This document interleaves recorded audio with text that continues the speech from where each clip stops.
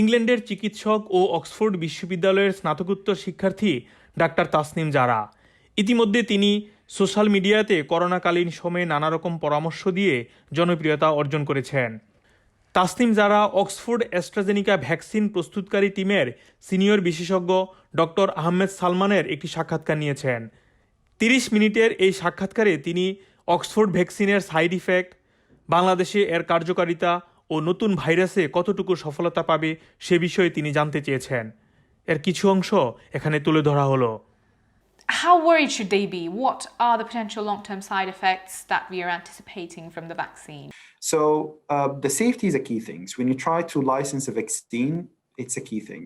You cannot really argue about or negotiate about a vaccine safety. And that's a very important parameters.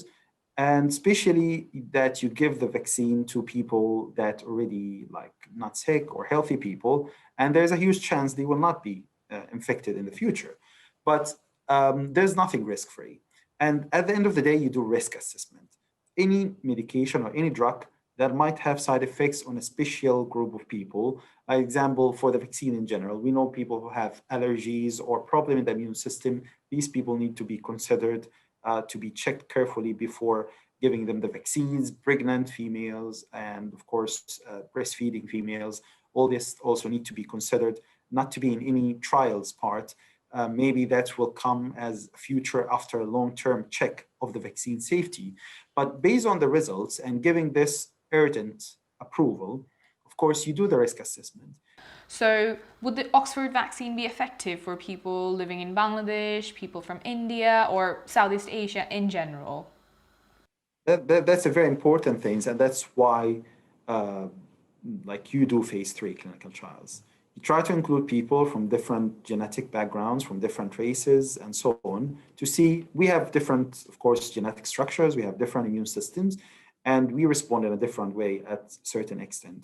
So, but I would say based on phase 3 clinical trials, when you do it in these populations like mixed population, I would say in UK, in US, they are very, very mixed. They have, of course, like Indian, African, Europeans. It's not only the volunteers, you take only people from like original race from that country. You know how it is diverse here in UK or US or like Latin America. And of course, you have to do it on multiple sides. So the preliminary data for phase 3 that has been published now, it's based on thousands of volunteers in UK, which is again like very diverse, South Africa and Latin America and Brazil. And that's really represent the major like different variations in races and backgrounds, genetic backgrounds. And still more studies are coming on. As I mentioned, like AstraZeneca, they aim to reach 60,000 volunteers in total. The first part was 24,000, but they will